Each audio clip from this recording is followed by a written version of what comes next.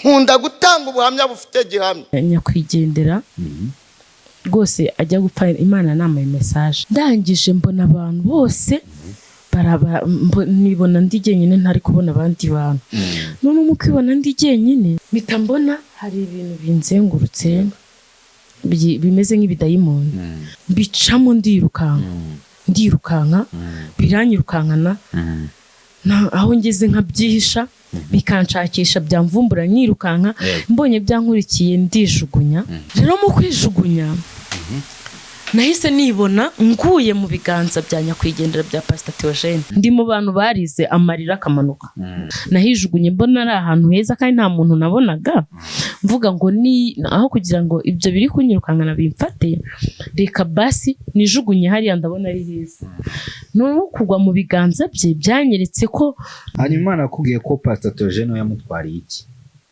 uze ko ku rupfu rwa Pastor Theogene ngo warize amarira akagwa ese ku rupfu rwa Dorimbogo ntabwo yigeze uriya ngo amarira ashoke nayo ntabwo narisi ntabwo namuririye yaguye mu cyaha cy'ubusambanyi kandi Imana yaramwishimiraga cyane hari abantu banyita shitani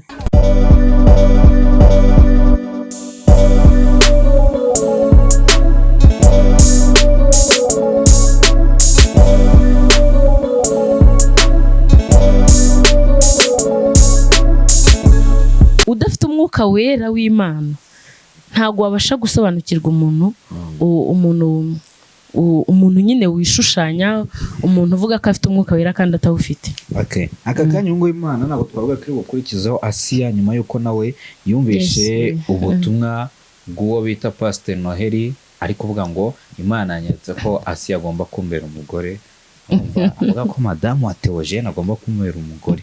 Aka kanya nawe yarabiciye amazi ntiyabyemera urumva natarasuzugura ubuhanuzi hoya madamu Nyakwigendera umwuka w'Imana umurimo umwuka w'Imana umurimo nubwo ngubwo kubera ikinuza nimba naho dukurikiza ibihe twari turimo naho agira icyo araza avuga ati Imana mwetse ko agomba kurongora Pastor nako Madame Asiya sibyo muri iyo minsi Dorimbogo ndina uwo muhanuzi arahanura ngo Imana inyetse ko Dorimbogo agiye gukenyuka we ari kubyizera gute rero Madame Nyakwigendera nta nubwo uretse ko atari we naje no kuvugaho Nyakwigendera yagiye mukunda ndetse rwose Imana irera ishobora byose sinayihimbira kuko nzi ko ndiho kubw'ubuntu bwayo ngendeho kubw'ubuntu ni nayo mpamvu nshingira mvuga ngo utishyize hejuru Imana ifite uburinzi bwinshi igushyiraho mpaka kugeza umugambi wayo kuri wowe ku isi urangije ariko iyo wishyize hejuru ikabona ahubwo umugambi wayo yagushyiriye ku isi uzawangiza ikwigizayo igashyiramo abandi rero no kuvuga ngo Nyakwigendera rwose ajya gupfa Imana namaye message ntabwo nayitambukije ntabwo ndi bivuga ko nyine ntanayitambukije nawe namukundaga kubera yavugaga Imana neza rwose kandi yego kandi akagaragaza aho yamukuye naho imugejeje akagira abo yiyegereza kugira ngo abafashe ntabwo yishyiraga hejuru we yaranakubwiraga ati iyo ngeze mu bastari barapa kugira tubashe kuvuga nanjye ngerageza kurapa kugira ngo negerane nabo kandi nibyo kuko na Yesu akiri ku isi yisanishaga n'abashaka kuganira nabo rero no kuvuga ngo madamu we ntago namuvugaho azi impamvu atabyemeye ko nawe buriya avugana n'Imana cyangwa umwuka wera akamusanga kuko umwuka mvuga umwuka w'Imana mba mvuga uri ku bantu nta muntu utagira umwuka w'Imana wenda ututse kujya kure icyo gihe bw'Imana bwo yakweretse ko Pastor Theogene amutwariye iki rero nibyo nakubwiye niryo yerekwa niho natangiriye buriya Imana iyo iri mu murima wayisarura umurima w'Imana ni iyi si ni twebwe abantu n'ibiri ku isi rero no kuvuga ngo Imana iyo irareba ikamenya ngo mu murima wanjye ndasarura iki yarangiza n'abatajya bera abatajya batajya ese umuntu asarura ibyeze buriya rero wowe ushobora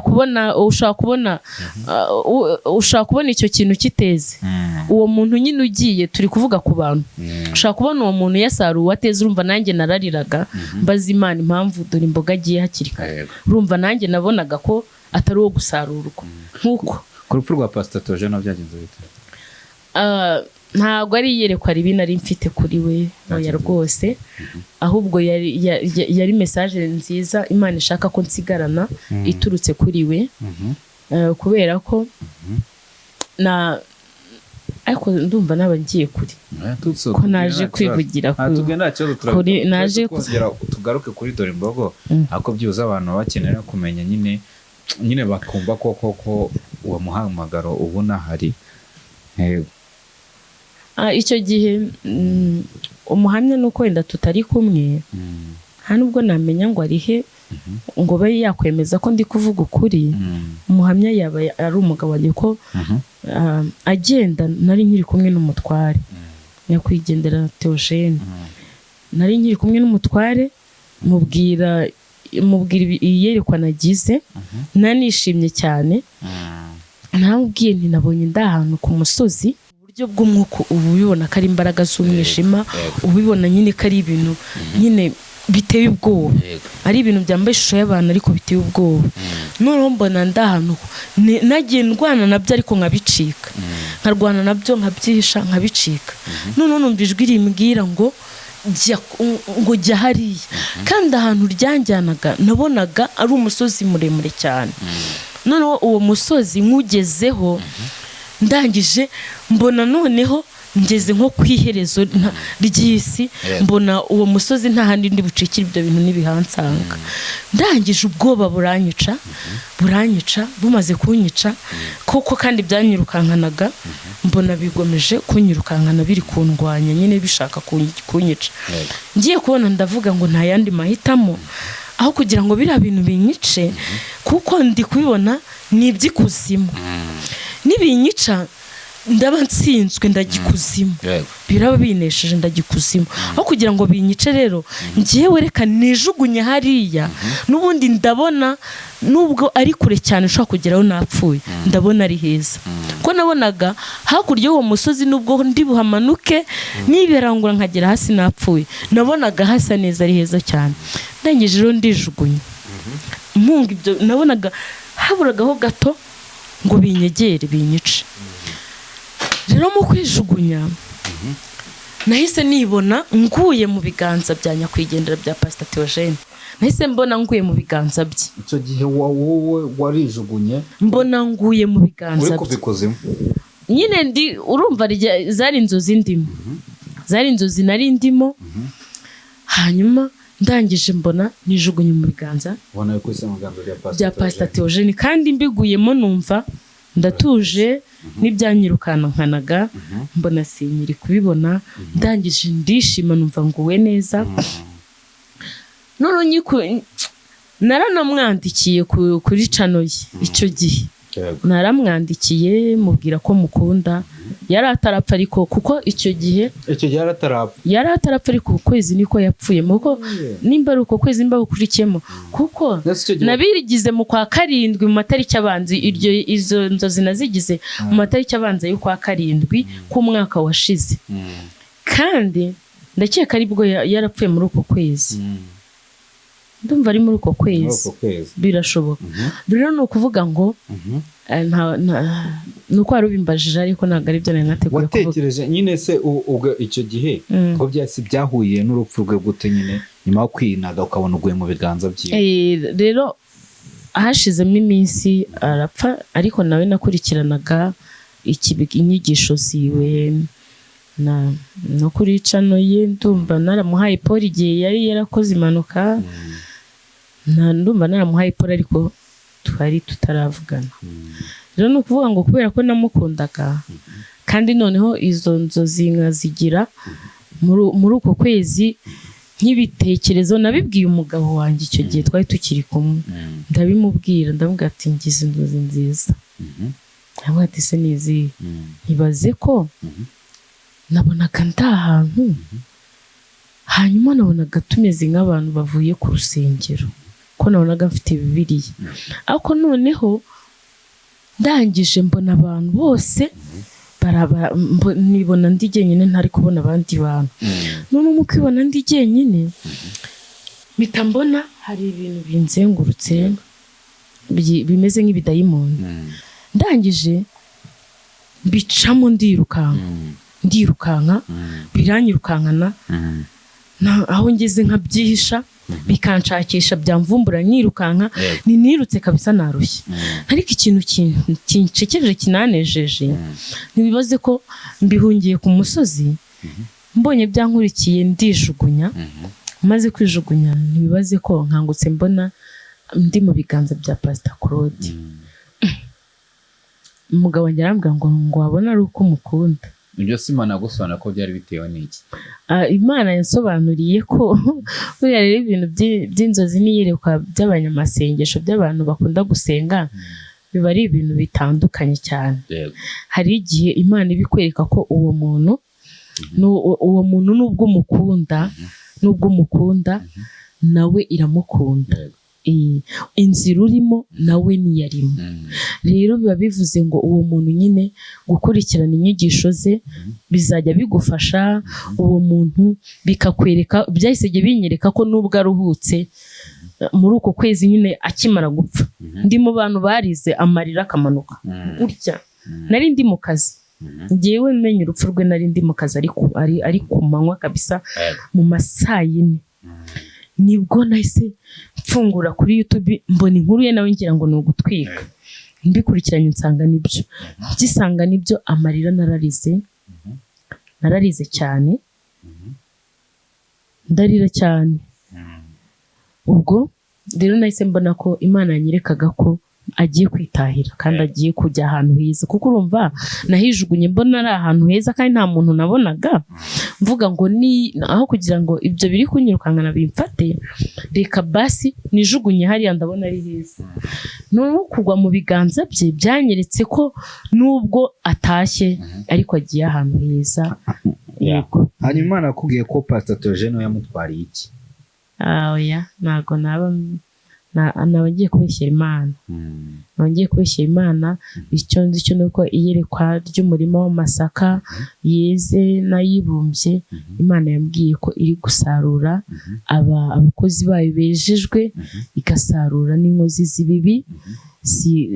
z'ibibi nyine zikabije ubwo dore mboga yagiye mu nkozi z'ibibi oya ntago mbizi ngiye ni message y'Imana tugiye ko ku rupfu rwa ariko yishyize hejuru yego tuvuge ko ku rupfu rwa Pastor Claude no kuri Imana mbanga uze ko ku rupfu rwa Pastor Theogene ngo warize amarira akagwa ese ku rupfu rwa Dorembogo ntabwo yigeze uriya ngo amarira ashoke nayo urumva natangiye mbabwira yuko njyewe nari mvuye ku kazi ngeze mu rugo njya kuri telefoni ndareba noneho mpita nkura n'inkuru ngo Dorembogo ripi yapfuye none ariko kubera yuko nkunda kubona izo nkuru zigaragaza ko abantu bapfa ariko batapfuye ntabwo ngiye nahise nyifungura nahise ntekereza ko ari agatwiko urumva ngiye ahubwo nibutse ko inkuru nari maze iminsi mbona ari yuko arwaye hari ababihinyuza ko atarwaye bakananyuzaho video ari kuganira mu bitaro agaragaza ko ari umuntu wishimye utarwaye none ngewe urumva ngiye ntago nahise numva ko koko yapfuye naravuze bamwe bavuze ko arwaye babona ari bo banashyizeho ko apfuye kandi wenda ari ukubeshya cyane ko hari abantu bari no kubibeshyuza ko atarwaye hanyuma ndangije ngewe rero nk'umuntu ukunda gusengera abantu batandukanye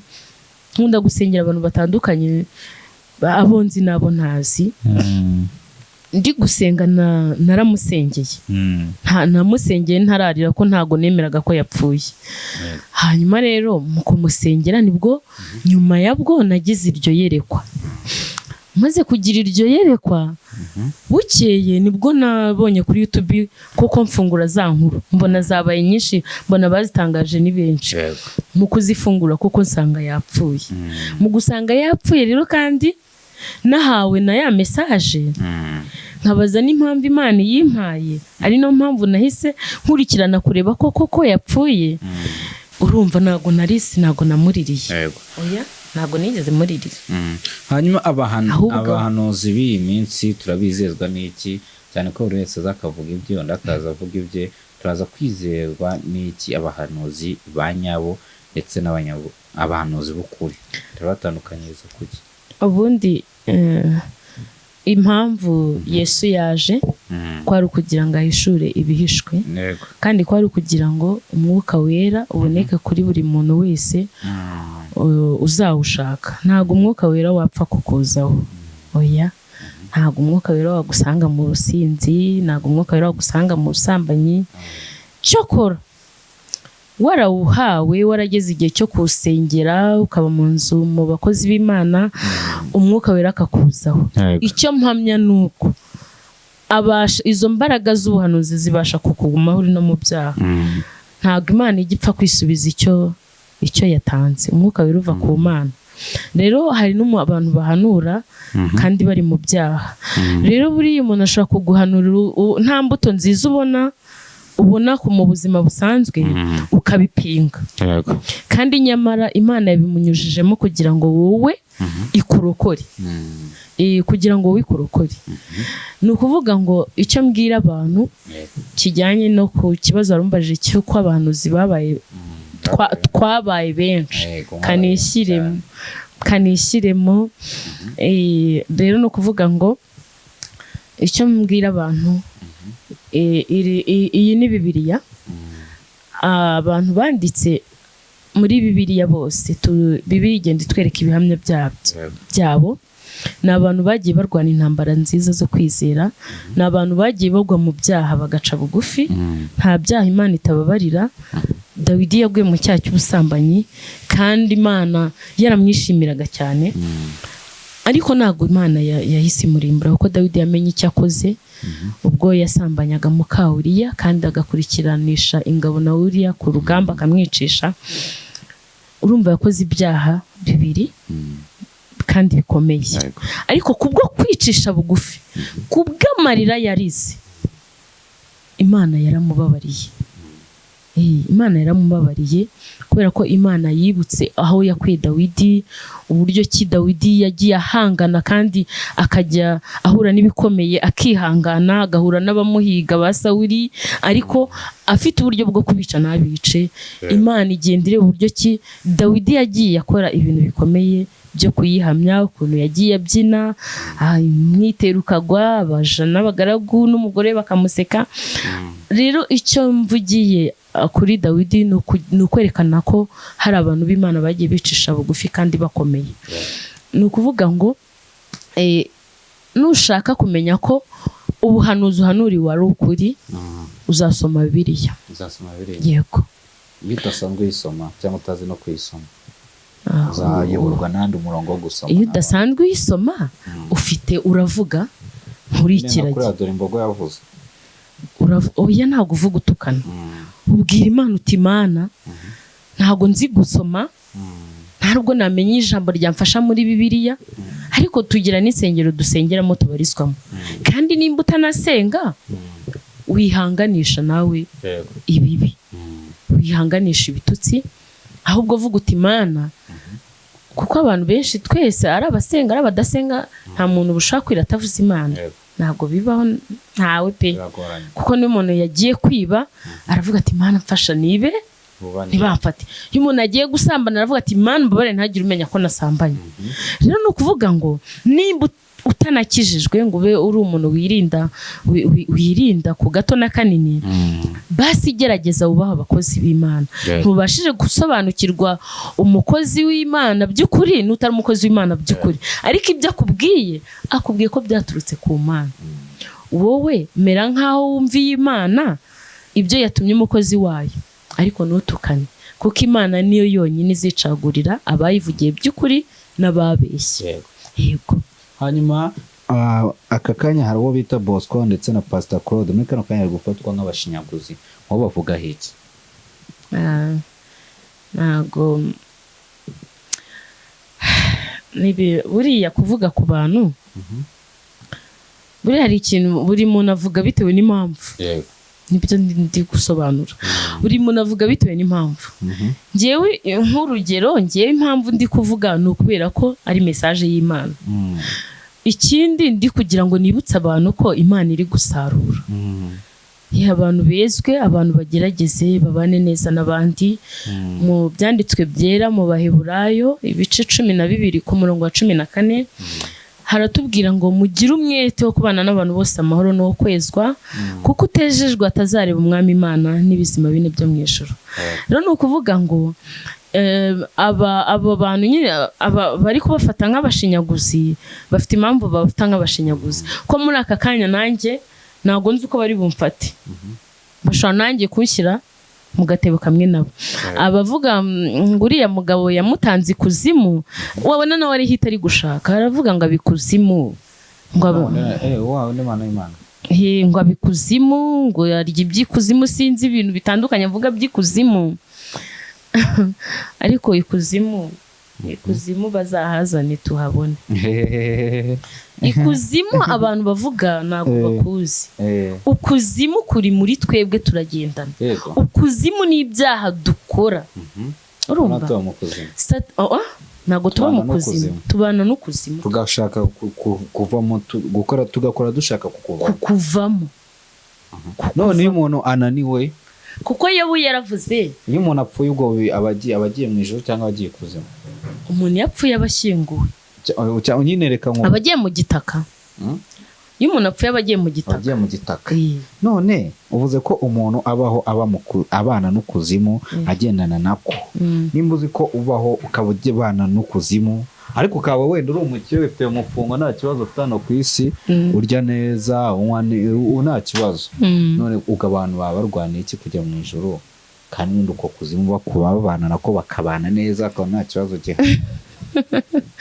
Abantu ntibanyumve nabi. Ukuzimu ndi kuvuga, ukuzimu ni ibyo dukora. Nanone ijuru ni ibyo dukora. Ni ukuvuga ngo ijuru ntabwo ribaho. Ijuru rirahari. Nyine ijuru ibyo dukora nibyo bizaduhesha ijuru. N'ukuzimu kurahari. Ibyo dukora rero nibyo bizaduhesha ijuru cyangwa ukuzimu. Yego.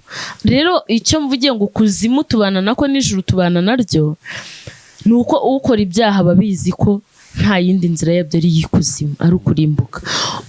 Ukora ibyiza byo gukiranuka babizi neza ko inzira yabyo aba ari imujyana mu bugingo buhoraho, ari ryo juru duharanira twese. Rero ni ukuvuga ngo kuri icyo ngicyo warumbajije ngo umuntu ngo ari umukire, ngo afite byose, ngo nta kibazo afite, kuki yakorera ijuru? Njyewe icyo nita umukire, ubutunzi, amafaranga, mbese ibi byose twita ubukire, ni ibintu bitunezeza turi mu isi. Ariko kuwamenya ubwenge azi neza ko hari ikindi kizamunezeza kurusha icyo afite none, aricyo Kristo yatubwiye ko agiye kudutegurira. Gusa nako akunde uwo uvuze ngo wenda umuntu abeho areke gukora, umuntu inzara imwica akaba yatereka ajye gusenga, yaba haba hari n'ikintu runaka gisaba ubushobozi bw'amafaranga ko watereka ujye gusenga kugira ngo ujye mu kazi ujye gukora ayo mafaranga. Oya kandi se. Oya, ntago navuga ngo abantu ngo bareke gukora kubera ko bashaka ijuru. Ahubwo umuntu ushaka ijuru arakora cyane. Akora akahe kazi? Arasenga. Reka nkubaze. Arasenga akanakora imirimo isanzwe ikorwa n'amaboko no gutekereza. Ko ufite umwanya muto, sibyo? Wenda tuvuge nyirinzara akwirukanye mu nzu. Ufite amasaha 2 yo kuba umwishyura amafaranga. Ubonye ikiraka cy'ikiyede gisanzwe, bati ikiraka ugomba gukora amafaranga kwishyura nyirinzu. Hari na mugenzi ko tuzamuka tujye gusenga Imana, ndabizi birabikora. Uwajya urumva njyewe nagiye gukora ikiraka cy'ikiyedi nkabona amafaranga kubera ko kiriya kiraka nagikora nasenga, kiriya kiraka nagikora navayo ngasenga, ntago nakurikira uzamutse umusozi. Ngo habanza gukora mbere yo gusenga. Byose biragendana. Gukora no gusenga biragendana. Rero mwihangana buriya tuba tugira ngo tubarize n'abantu b'abapagani, nyine abantu batajyana n'imyumvire yanyu. So reka tugana ku musozo ariko ndi kumva byibuza hari nk'ubutumwa baba bafitiye, wari ufitiye abantu, wageneye abantu nyuma yo kuvuga ngo wenda waje kubera ko dore imboga yapfuye, ariko ntekereza ko hari nk'ubutumwa bufitiye abantu uvuga ati Imana hari ikintu yanyeretse kindi kigiye kuba kuri mwebwe muri iki nacyo kibahishurire buryo utagenda. Ubutumwa nagiye mbuvuga mu byatambutse, ariko igihe hari n'ubutumwa bukuru.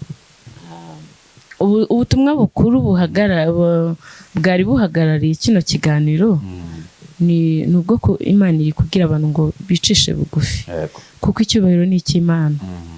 Kubera ko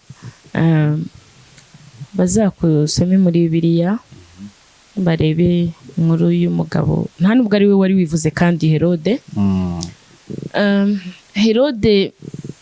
hari mu gitaramo cy'inkera, abami n'abamushagaye bose afashe mikoro nk'uko nyifashe, aravuga, baramuramya, baravuga ngo Nyagasani uvuze nk'Imana. Herode bazakurikirana inkuru ze, ntago Herode yigeze arenga aho ngaho. Nicyo ugashaka kwigereranya n'Imana ikwereka ko mutareshya, mutazanareshya kwa. Kubera ko iyo uvuze ngo nago wapfa, nta nubwo uzapfa. Umuntu uri bupinganwe nawe kuri kino kiganiro ukoze uramubwira iki? Nzamusubiriza muri Bibiliya kuko genda umukristo. Umuntu uri bupinganwe nanjye, comment ziri buzano hasi zigutuka ziriya comment umuntu uzashaka ko musubiza, ntago rwose mbaye mubwiye ngo yumva atuje azavuge uko ashaka, kuko jyewe ntago nzamutuka nk'uko azabavuze, njye nzamusubiza muri Bibiliya. Kubera ko nuko nanze kuhavuga, kuko ntago naje kwamamaza ibinyamakuru. Hari ikiganiro hari ikiganiro cy'ubuhamya bwanjye Imana yari yantegetse, nibyo ndi kubabwira. Njye Imana imbwiye ngo vuga ndavuga, iyo itambwiye ntago mvuga kuko mba mfite byinshi byo gukora, naburiye n'umwanya. Rero ni ukuvuga ngo ntago nafata uyu mwanya nje kubeshya abantu, ntago nafata umwanya nje kuvuga ngo nzatukana n'abazantuka, kuko naba narawufashe ntukana n'abantutse mbere. Hari abantu banyita shitani njyewe, hari abantu bakurikirane barebe ku biganiro byanjye byatambutse ku Isezerano TV, barebe kuki bakwita shitani. Ni ukubera ko hari ibikorwa nakoze ntarakizwa nkiri mu mbaraga z'umwijima. Reka tuzafata umwanya utuganize tubwire ibintu nawe numve koko ibyo bikorwa by'umuntu kugera ku rwego rw'aho bakwita shitani. Hari n'abantu bakeneye kwigira kuri ibyo bintu, kuri izo nzira baciyemo. Hari n'ababa bari muri izo nzira bakavuga ati reka duhindure tuberemo iya. Urumva hari byinshi bakwigira. Yego, rero ni ukuvuga ngo ntago natukanye n'abanyise shitani, ahubwo kubera ko icyo gihe nayo nyine ari kumwe n'umugabo, nakoze noneho ikiganiro ndi kumwe n'umutware n'umunyamakuru aza noneho mu rugo. So abona abaturanyi, sanga turaganira, ubwo wenda nawe wabona yari afite ubwoba, yari azi ko muri karitsiye nta muntu mvugisha, ariko yaraje asanga abana bazi iwanjye, asanga abantu turasabana. So no ku rusengero nsengera, agenda nababwiye ko ndi umuririmbyi nkaba n'umunyamasengesho, niye ngiri ubuntu n'Imana, basha no kuvuga ijambo ryayo kandi neza, kuko nahamagariwe kuyikorera, ntago nayisuzugura. Rero no kuvuga ngo abantu warumbaje ku bantu bashaka kuzashaka gusubizanya nanjye nabi, ntago nzabatuka, nicyo mbasezeranyije. So reka twisoreze ndumva wabwira abantu wagira ubutumwa ugenera abantu badukurikiranye. Ubutumwa nta bundi ni uguca bugufi bakubaha Imana kandi abantu bakagerageza bakezwa nk'uko mbibabwiye mu Baheburayo, mu gitabo cy'Abaheburayo muri Bibiliya haravuga ngo tugire umwete wo kubana n'abantu bose amahoro. Impamvu ririya jambo Imana yatumye ryandikwa muri Bibiliya nuko yagira ngo abantu nyine bamenye ko kubana amahoro ni byiza. Urumva twabanye amahoro ntago wantuka, twabanye amahoro ntacyo twapfa, wanyibonyemo nkakwibonamo ntacyo twapfa. Urumva niyo twagira icyo dupfa turi abantu. Abanyarwanda baca umugani ngo ntazibana zidakomanyije amahembe. Rero ni ukuvuga ngo abantu baba ari abasitari baba atari abasitari bagira umwete wo kubana n'abantu bose amahoro. Yego, murakoze cyane ko mushimye. Yego, namwe murakoze.